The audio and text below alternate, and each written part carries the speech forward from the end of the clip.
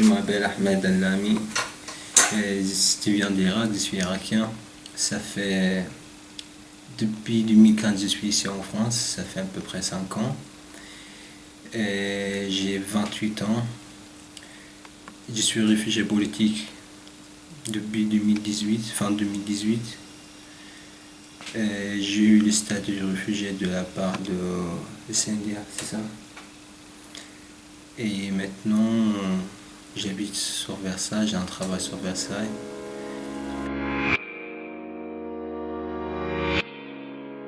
Moi, je m'appelle Joseph Ziadé, je suis à la fois le représentant de JRS, l'association des jésuites qui est au service des réfugiés sur la commune de Saint-Germain, Marie-Marly, Fourqueux et Le Pec.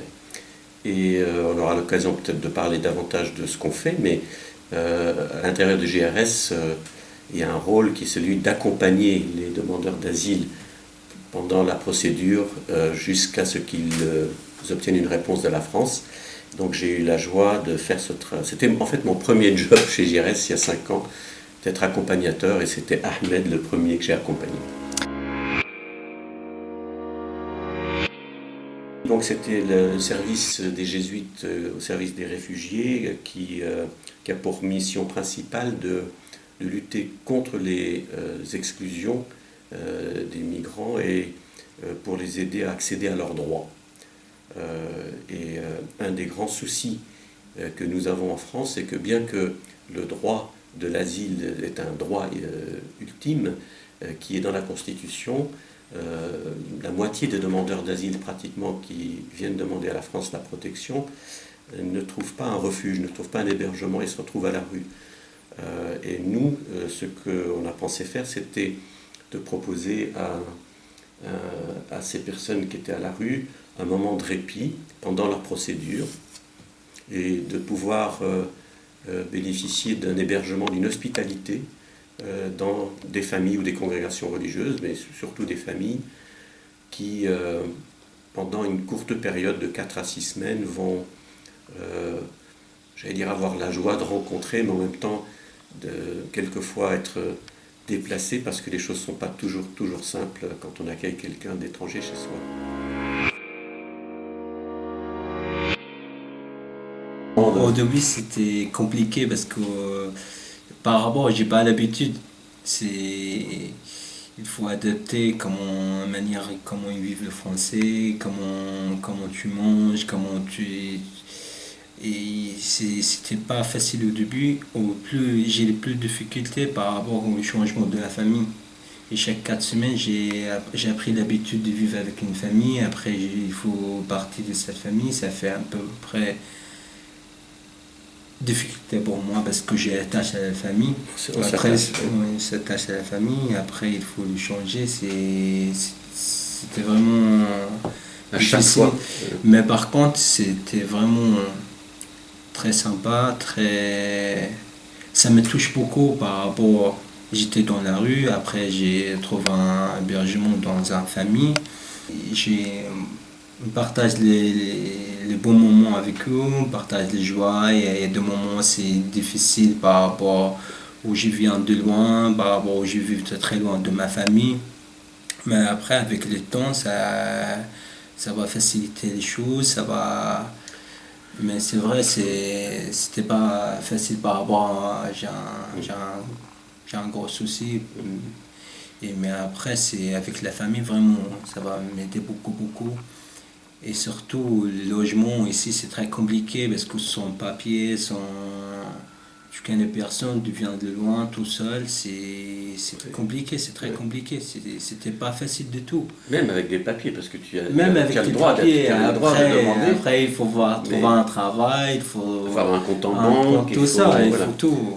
Est-ce que le fait d'avoir rencontré autant de familles ne t'a pas apporté aussi quelque chose au moment où justement tu t'es retrouvé comme tous les Français qui cherchent, parce que là, une fois que tu as ton droit d'être protégé par ce statut de réfugié, il faut que tu trouves un logement, un travail. Est-ce que tu as eu un accompagnement, une aide de ce réseau de personnes? J'ai beaucoup d'aide par rapport à faire les démarches administratives, par rapport Pour la langue aussi, c'est très important. Quand je suis arrivé ici en France, je ne parle même pas une mot. Et c'est ça la difficulté.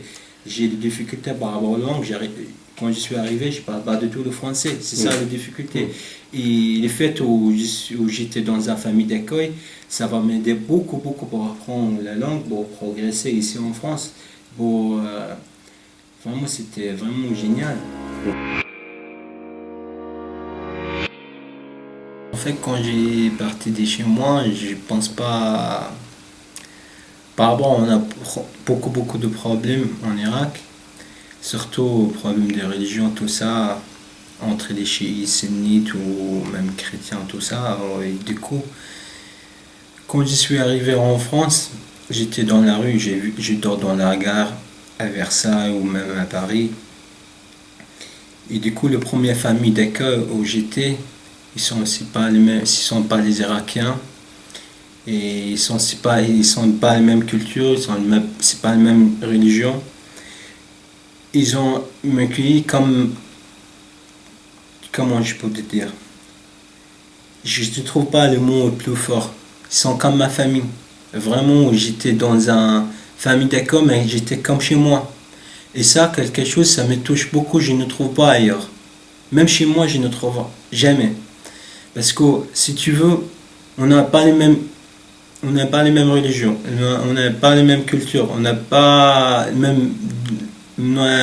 mêmes langues, on n'a pas les mêmes du tout. Tu vois, les gens d'ici, en France surtout, quand j'étais la première famille, j'ai beaucoup de soucis par rapport où j'ai quitté mon pays. J'ai vécu très loin de ma famille.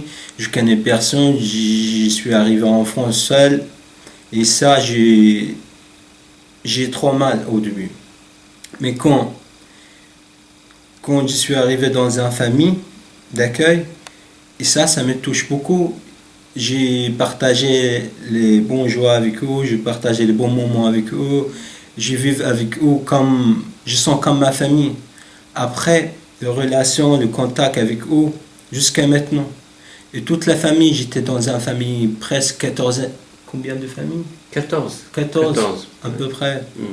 Et du coup, et toujours j'ai eu les nouvelles, ils sont vraiment comme ici, je suis pas seul. J'ai beaucoup de familles. J'ai plus de famille que chez moi. Vraiment, parce que j'ai les contacts avec eux. Et si, à la grâce où maintenant j'ai un travail, j'ai un logement.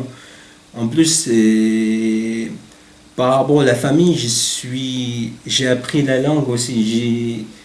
J'ai intégré ici. Bah, comment j'arrive? Je stresse vraiment parce que la famille, ils sont bien m'aider vraiment beaucoup. Il y a une seule chose que j'ai envie d'ajouter, c'est que c'est très réciproque. C'est-à-dire que les familles d'accueil, et moi j'en suis une, on a une énorme joie de rencontrer des gens que l'on ne connaît pas, qui nous interrogent, qui quelquefois arrivent avec tous leurs problèmes et leurs difficultés, mais aussi avec leur richesse, parce qu'ils ne sont pas que des réfugiés, ils ont plein de talents, plein de choses à te raconter, et nous, on est hyper heureux à chaque fois. Mais par contre, vraiment, personnellement, j'ai beaucoup, beaucoup de chance. Je rencontre des gens, surtout la famille d'accueil, c'est la famille, c'est devient maintenant comme ma famille, j'ai beaucoup de chance parce que les gens, ils sont de bien. Les gens, ils sont accueillis, ils ouvrent leur cœur, tu vois. Ça, je ne trouve pas ailleurs. Ça vraiment, ça me touche beaucoup, je n'oublie pas toute ma vie. Et ça, je trouve quelque chose d'extraordinaire. Vraiment, c'est quelque chose que j'arrive pas à imaginer quand j'étais chez moi. Et même maintenant, je suis changé de mentalité. Je suis pas comme quand j'étais. Je suis pas à mettre quand j'étais chez moi. Donc, ça, c'est quelque chose de. C'est des richesses, vraiment.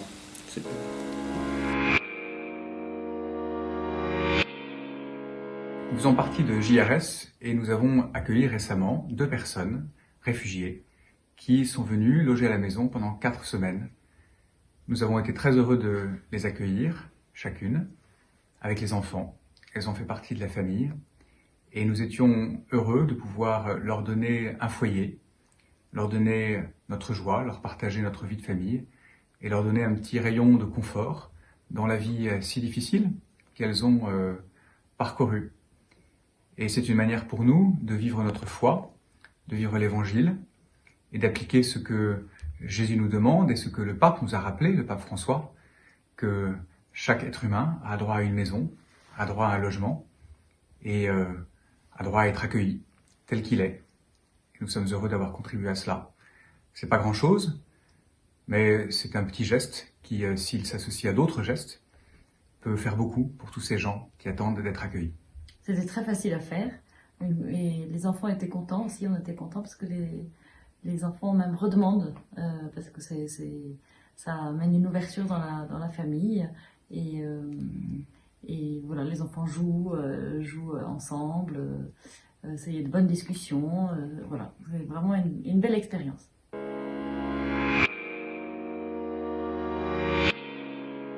Donc moi j'ai rencontré Ahmed il y a 5 ans comme accompagnateur, je l'ai expliqué tout à l'heure, et on a eu effectivement à passer ces difficultés de la langue, de l'intégration. C'était le début de l'intégration quand on rencontre des familles aussi différentes. Mais comme lui, je ne comprenais pas au début pourquoi il fallait changer autant. Après j'ai compris que c'était important parce que quand je suis moi-même devenu famille d'accueil, j'ai vu ce que c'était que l'engagement de prendre cette décision avec sa famille, d'accueillir quelqu'un d'étranger qui ne parle pas la langue, qui est d'une autre culture, peut-être d'une autre religion, et qui va vivre avec nous dans la maison. Avec Ahmed, ce que j'ai constaté quand même, c'est que ces changements de famille, c'était à la fois un soulagement peut-être parce que les familles pouvaient donc accueillir sans que ça soit trop pesant, mais pour lui aussi, au moment où il a cherché du travail, moi j'ai vu l'intérêt d'avoir autant de personnes qui se... D'ailleurs, si on réfléchit bien, le travail que tu as trouvé, quelque part, ça a été initialisé par une des familles d'accueil. Voilà. Donc c'est ça l'objectif de ces changements et qui explique qu'il faut changer de famille pour pouvoir arriver au stade où tu es aujourd'hui. Oui, c'était très très bien. Les changements au début, je ne comprends pas pourquoi il y aura des changements, mais après c'était très très bien. Pour gagner d'autres gens, pour rencontrer plein de gens aussi, c'était très bien.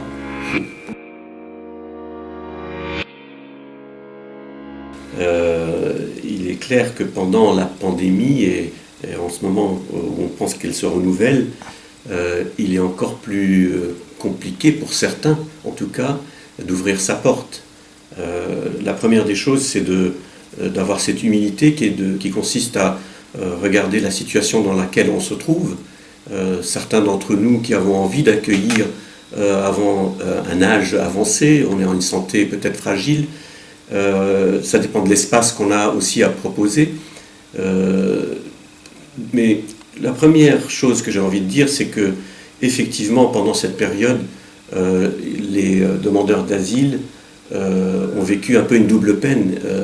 C'est pas qu'ils avaient tellement peur du virus, hein, ils sont arrivés jusqu'à chez nous, ils ont traversé bien d'autres épreuves, mais pendant cette période de virus, on a tous réduit la voilure côté organisation d'aide ou humanitaire. Nous, on a fermé les vannes, si je puis dire, on a plus pris, on a essayé de garder ceux qu'on avait dans le réseau et on ne souhaitait pas les remettre à la rue, donc il fallait qu'on donne un peu d'espace aux familles qui ne pouvaient pas forcément continuer d'accueillir ou comment dire, respecter leur engagement d'en accueillir des nouveaux. Donc cette double peine, c'est qu'ils avaient le virus et ils avaient en plus l'aide qui n'arrivait pas, sans compter le côté administratif où tout était bloqué. Alors, on peut se dire, bon, on attend, on va voir comment les choses se passent, ou on peut se dire aussi, on peut peut-être réfléchir et voir si malgré tout ça, on peut faire quelque chose. Et moi, je fais partie des gens qui croient que selon des circonstances, eh bien, il y a des familles qui pourront accueillir et d'autres qui ne pourront pas accueillir. Un demandeur d'asile n'apporte pas plus de risques ni moins de risques que quelqu'un qui vient chez vous et qui rentre et qui sort. On peut respecter les règles qu'on nous impose, on peut regarder si on est fragile, si on veut se distancier par rapport au repas. On discute avec chaque famille d'accueil en ce moment des circonstances et comment elles souhaitent que les comportements des personnes qu'elles accueillent s'adaptent par rapport aux difficultés éventuelles. Mais ce qui est génial, ce qui est vraiment incroyable, c'est que c'est vrai qu'on a réduit la voilure, mais personne dans notre réseau, dans toutes les Yvelines et ici chez nous, n'a dû sortir de là où il était parce qu'il y a eu le virus. Voilà, frères et sœurs, nous venons d'entendre ces témoignages qui nous disent l'importance des défis qui se présentent à nous. Alors bien sûr, évidemment, nous n'avons pas toutes les clés, toutes les ressources en nous-mêmes pour résoudre toutes les problématiques de notre monde. Nous ne pouvons pas à nous tout seuls résoudre les conflits, les épidémies, les crises économiques, les crises climatiques. Nous n'avons pas ce pouvoir à nous tout seuls. Mais néanmoins, nous pouvons ici et maintenant, à notre échelle, faire du bien, et c'est cela qui est vraiment le plus important. Face aux migrations, souvent on parle de statistiques, on accumule beaucoup de chiffres. Là, ici, avec Welcome, il s'agit de parler de rencontres qui font du bien, de rencontres qui font grandir de part et d'autre. Alors, je vous invite à prendre le temps du discernement, seul, en couple, en famille. Et pour opérer ce discernement, je vous demande de prier l'Esprit Saint, de commencer par cela, parce que c'est lui qui nous permet de faire la vérité, c'est lui qui nous permet d'accomplir ce qui est juste, c'est lui qui nous permet de dire oui et de dire non, suivant justement ce qui est juste devant Dieu. Et il nous donne la force d'accomplir ce que nous aurons discerné. Alors, après avoir demandé l'Esprit Saint, bien regardez tout simplement en vous, autour de vous, dans votre maison, si c'est possible d'accueillir quelqu'un, si vous avez une chambre disponible, si vous avez un tout petit peu de temps. Alors il ne s'agit pas de consacrer tout son temps à la personne. Dans la journée, elle est normalement occupée à ses formalités, à sa formation, à ses cours de français, etc. Donc voilà, si vous avez un petit peu de temps le soir à consacrer à cette personne pour échanger avec elle, pour partager la culture de notre pays, pour l'aider à son intégration, ben voilà. Regardez ça tranquillement. Et puis si jamais vous n'avez pas la faculté de recueillir quelqu'un, d'accueillir quelqu'un, eh bien au moins portez dans la prière le discernement des autres familles, portez dans votre prière l'accueil de ces personnes qui frappent à notre porte. Et puis si c'est pas possible pour vous, peut-être que vous pouvez en parler à quelqu'un qui a cette faculté à côté de chez vous, voilà, un proche, quelqu'un de votre famille, qui ici peut accueillir un migrant. Et puis si vous avez évidemment des questions, eh bien n'hésitez pas à contacter Joseph, qui nous a parlé tout à l'heure. Il se fera une joie de répondre à toutes vos questions, et puis le cas échéant, d'entamer avec vous les démarches pour accueillir.